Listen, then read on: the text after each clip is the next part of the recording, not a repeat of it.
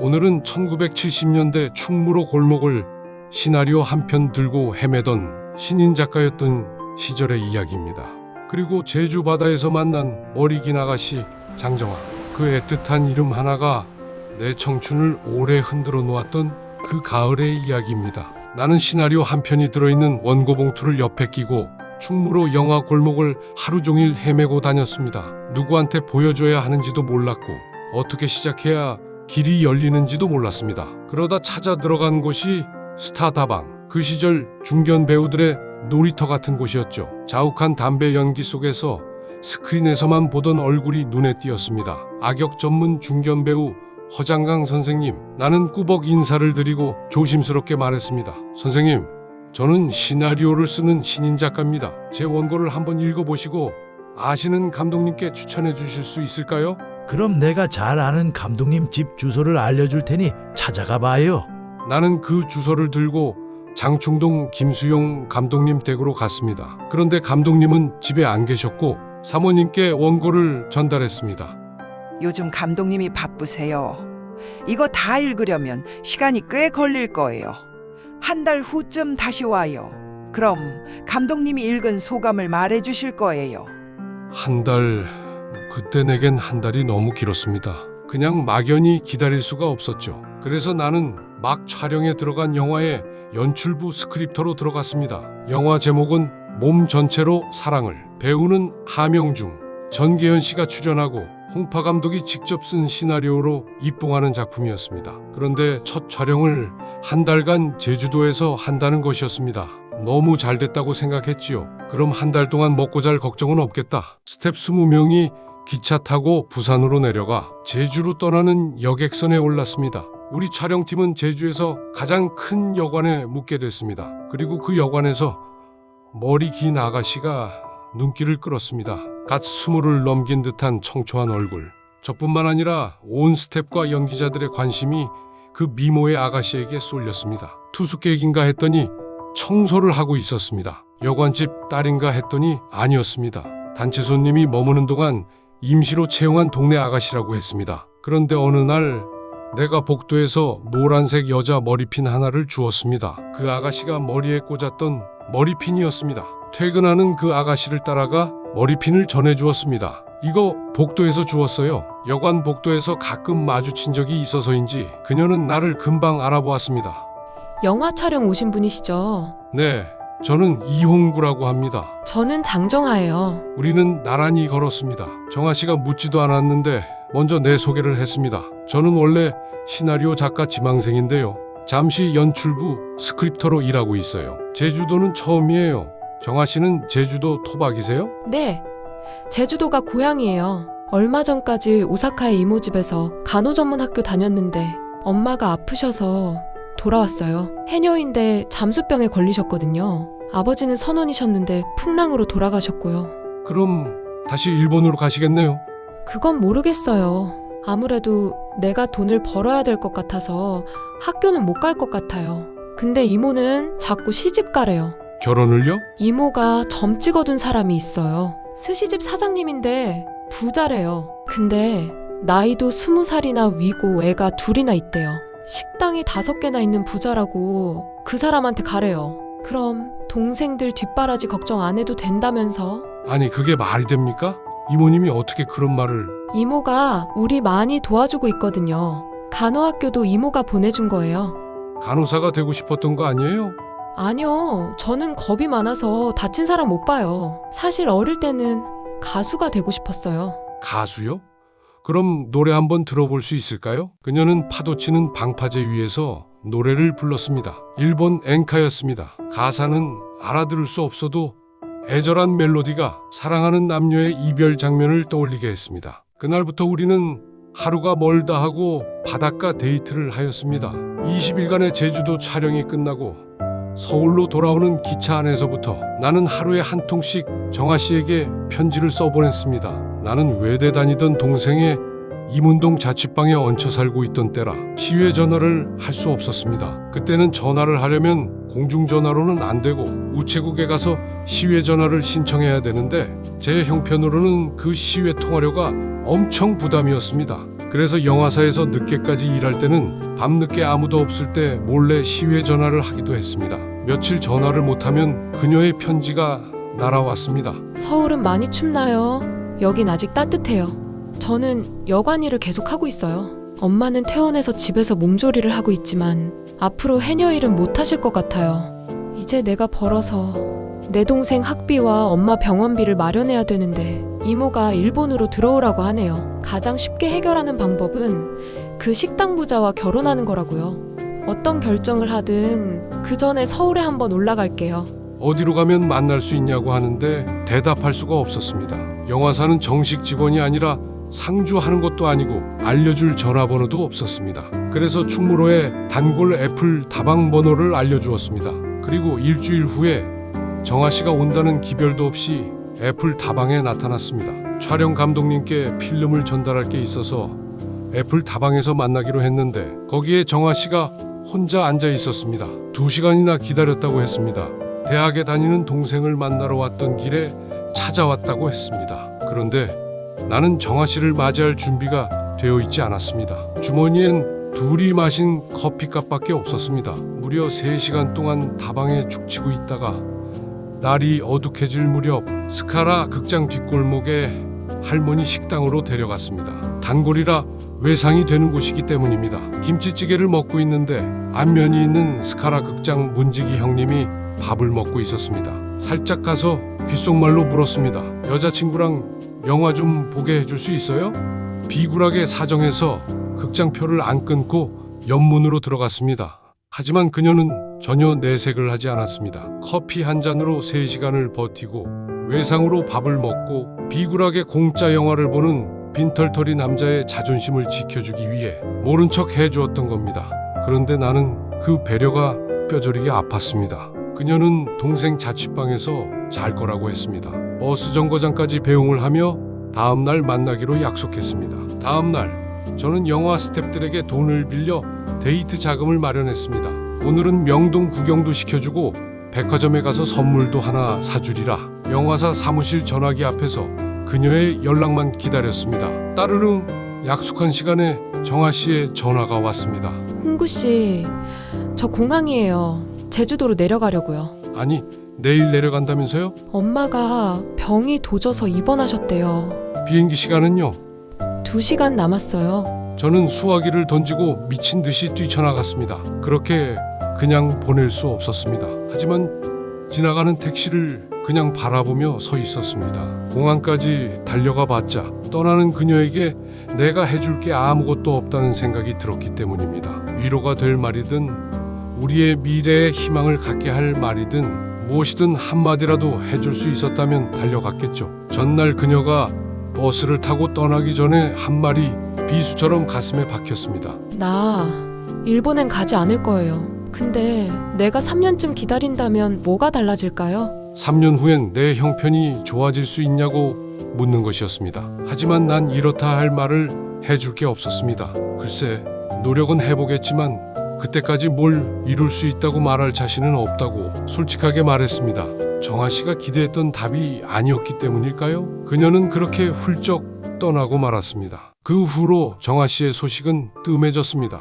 그리고 어느 날 편지가 한 통 왔습니다. 정아는 파독 간호사로 떠난다고 했습니다. 그 시절 독일로 가는 길은 좁은 문이었습니다. 경쟁률이 수백 대 1에 달했죠. 일본에서 간호 전문 간호학교를 다닌 학력이 도움이 되었다고 했습니다. 면접관이 독일어로 물었답니다. 왜 독일로 가려고 합니까? 힘들게 외운 독일어로 이렇게 답했답니다. 저는 돈을 벌어야 해요. 제 가족을 살려야 합니다. 무슨 일이든 다 할 수 있어요. 겁이 많아서 피 흘리는 사람을 보살필 자신이 없다고 했던 그녀였습니다. 그 절박한 눈빛이 통했는지 정아 씨는 합격 통지서를 받게 되었다고 했습니다. 계약 기간은 3년이라고 했습니다. 나는 그제야 정아 씨가 나에게 3년 후를 물었던 이유를 알게 되었습니다. 그때는 몰랐습니다. 그 질문이 이별의 예고였다는 걸. 정아 씨는 이미 떠날 준비를 하고 있었고 나는 아직 꿈만 붙들고 있던 사람이었다는 걸. 서울에 나를 만나러 올 때 이미 독일행을 결심했던 것이었죠. 정아 씨가 출국하는 그날 하필 오전부터 덕수궁에서 촬영이 있었습니다. 그런데 정오가 넘도록 촬영은 끝날 기미가 보이지 않았습니다. 정아 씨가 알려준 출발 시간이 1시간밖에 안 남았습니다. 나는 제작부장에게 집에 급한 일이 생겼다는 핑계를 대고 촬영장을 빠져나왔습니다. 떠나는 날 김포공항은 말 그대로 울음바다였습니다. 여기저기서 아이고 내 새끼 살아서만 돌아와라는 통곡 소리가 들렸습니다. 간호사뿐만 아니고 파독광부도 함께 떠나는 날이었습니다. 그 사람들 사이를 뚫고 다니다가 겨우 정아 씨를 찾았습니다. 동생과 어머니가 배웅을 하고 있었습니다. 정아의 어머니는 딸의 손을 놓지 못하고 그 자리에 주저앉으셨습니다. 저는 멀찍이 기둥 뒤에 숨어 그 모습을 지켜봤습니다. 차마 나까지 나서서 정아 씨의 발길을 무겁게 할 수 없었습니다. 정아 씨는 뒤를 돌아보며 누군가를 찾고 있었습니다. 저를 찾는 것 같았습니다. 하지만 저는 그 앞으로 나설 수가 없었습니다. 정아 씨를 포함하여 파독간호사와 광부들이 비행기 트랩을 올라갔습니다. 그리고 비행기가 점이 되어 하늘 멀리 사라질 때까지 저는 공항 유리에 이마를 대고 서 있었습니다. 한 달 후에 정아 씨의 편지가 왔습니다. 내용을 쓰고 접어서 풀로 붙이면 바로 봉투가 되는 형식인데 우표값이 포함되어 있고 가격이 저렴해서 파독 근로자들이 애용한다고 했습니다. 독일에 도착했어요. 여긴 독일 항구 도시 함부르크예요. 여기서 기차로 3시간을 가면 우리나라 광부들이 일하는 루르그 공업지대래요. 여긴 북쪽이라 바람이 세고 겨울이 길대요. 기숙사 곳곳에 독일어로 정숙이란 글씨가 붙어 있어요. 독일 사람들은 우리보다 훨씬 억양이 강한데 우리말이 시끄럽다고 생각하나 봐요. 오늘 처음 영안실에 들어갔어요. 죽은 사람의 몸을 발끝부터 머리까지 깨끗하게 닦아주는 게 내가 첫 번째 맡은 일이었어요. 처음엔 너무 무섭고 떨렸죠. 알코올 솜으로 손을 닦는데 그 손등이 꼭 우리 아버지 같아서 펑펑 울면서 닦았어요. 돌아가신 우리 아버지의 몸을 닦아준다고 생각하니까 두려움이 없어지고 마음이 편해졌어요. 독일 의사들이 혀를 내둘렀다고 합니다. 어떻게 저렇게 정성스럽게 시신을 닦느냐고. 한국 간호사들은 동양에서 온 천사라고 불리기 시작했답니다. 기숙사에서 몰래 김치를 담가 먹다가 냄새가 난다고 쫓겨날 뻔한 적도 있었답니다. 김치 한 조각, 라면 한 그릇이 소원이던 시절. 한국에서 온 소포꾸러미를 받는 날이면 기숙사 전체가 잔칫날이었답니다. 깻잎 통조림 하나를 따서 10명이 나눠 먹으며 그들은 목노와 고향의 봄을 불렀다고 했습니다. 주말이면 인근 지역의 파독 광부들과 간호사들이 모여 회포를 풀었어요. 지하 1000m 탄광에서 석탄가루를 뒤집어 쓰고 나온 광부 오빠들.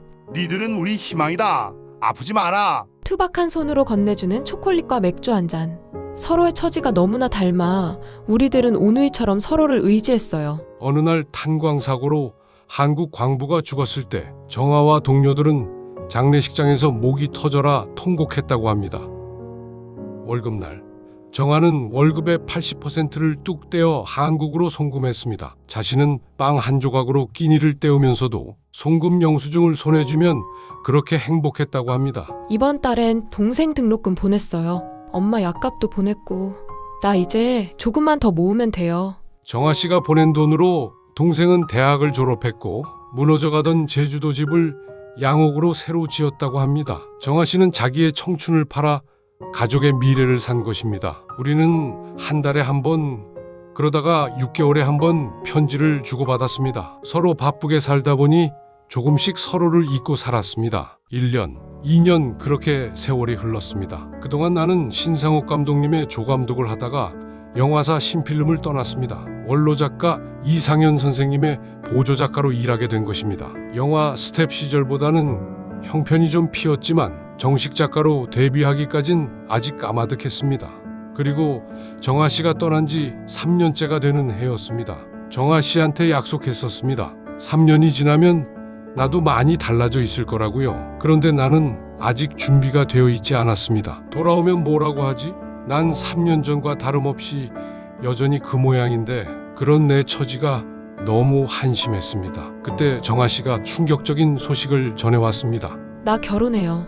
병원에서 만난 광부예요. 3개월 동안 간호하면서 가까워졌어요. 나보다 10살 더 많아요. 고향은 강원도 원주인데 어릴 때부터 부모 없이 고아로 큰 사람이에요. 돌아갈 집도 없고 기다리는 사람도 없어서 독일에 눌러 살 작정이래요. 그 사람이 청혼했어요. 독일에서 같이 살자고요. 오랫동안 많은 생각을 했어요. 나 역시 한국으로 돌아가도 내가 설 자리가 없잖아요. 엄마 약값도 동생들 학비도 아직 끝난 게 아니에요. 달리 뾰족한 방법이 없어요. 미안해요. 이제 저를 잊어주세요. 나는 답장을 쓰지 못했습니다. 뭐라고 해야 할지 몰랐습니다. 붙잡을 자격도 없었습니다. 그렇게 정아 씨는 떠나갔고 그 이후엔 소식을 들을 수 없었습니다. 독일 어딘가에서 자식 낳고 행복하게 살았겠지요. 그걸로 충분했습니다. 그 시절 우리는 서로를 정말 좋아했지만 서로를 책임질 만큼 가진 게 없었습니다. 요즘 사람들은 쉽게 말합니다. 사랑하면 같이 살면 되지. 그 말이 틀린 건 아닙니다. 하지만 그 시절 우리는 사랑 하나만으로는 살 수 없었습니다. 정아는 가족을 살리려 했고 나는 내 꿈을 살리려 했습니다. 그래서 우리는 서로를 놓쳤습니다. 그 후에 나는 방송작가가 되어 많은 작품을 썼습니다. 1980년대 초 MBC에 매주 한 편씩 방송하는 사랑의 계절이란 드라마가 있었습니다. 그 프로의 연출자 정문수 감독이 어느 날 저한테 급히 대본을 써달라고 했습니다. 그 당시 나는 MBC 저녁 1일 연속극 시장 사람들을 3년째 집필하고 있을 때였습니다. 그때 문득 정아 씨하고의 추억이 떠올라서 그 얘기를 들려주었더니 너무 소재가 좋다면서 그 내용으로 당장 써달라는 것이었습니다. 그런데 작가실에 돌아와 원고지 앞에 앉아 스토리를 구성하다 보니 이야기가 점점 과장되었습니다. 결국 공항에서 정아 씨와 감동적으로 재회하는 결말로 흘러가는 것이었습니다. 그러다가 퍼뜩 이건 아니다는 생각이 들었습니다. 우리의 아름다운 결별을 그렇게 상업적으로 포장해선 안 된다는 생각이었습니다. 그래서 바로 감독님을 찾아가 아무래도 이건 못하겠습니다. 다른 스토리를 찾아볼게요 라고 했습니다. 1960년대와 70년대 가난이 죄였던 그 시절 대한민국은 눈물을 수출했습니다. 누군가의 아들은 지하 1000m 독일 탄광으로, 누군가의 누이들은 낯선 독일 병원의 간호사로 떠났습니다. 그들이 피땀 흘려 보내온 마르크 화폐가 고속도로가 되고 포항제철이 되었습니다. 하지만 그들은 거창한 조국의 발전을 위해 떠난 것이 아니었습니다. 가족을 위한 소박한 마음뿐이었습니다. 얼마나 많은 꿈을 포기해야 했을까요? 가난해서 밥 한 끼 사주는 것도 벌벌 떨었던 못난 청년, 가족을 위해 꿈을 접고 낯선 땅으로 떠나야 했던 착한 여자. 우리의 사랑은 그렇게 시대의 가난 앞에 무릎을 꿇었습니다. 여러분의 가슴 속엔 가난해서 놓아주어야만 했던 아픈 이름 하나쯤 없으신가요? 그런 이름이 있다면 오늘 밤만큼은 그 사람을 마음속으로라도 한번 꼭 불러주십시오. 그게 늦게라도 우리가 할 수 있는 가장 인간적인 모습일 테니까요. 노란 머리핀을 꽂고 일본 엔카를 부르던 22살의 정아 씨. 어느 하늘 아래서 이제 할머니가 되어 있을 그분에게 그때 그 시절 차마 하지 못했던 말을 전하고 싶습니다. 정아 씨, 나의 가난한 시절, 그 낭만 시대를 함께 해줘서 정말 고마웠습니다.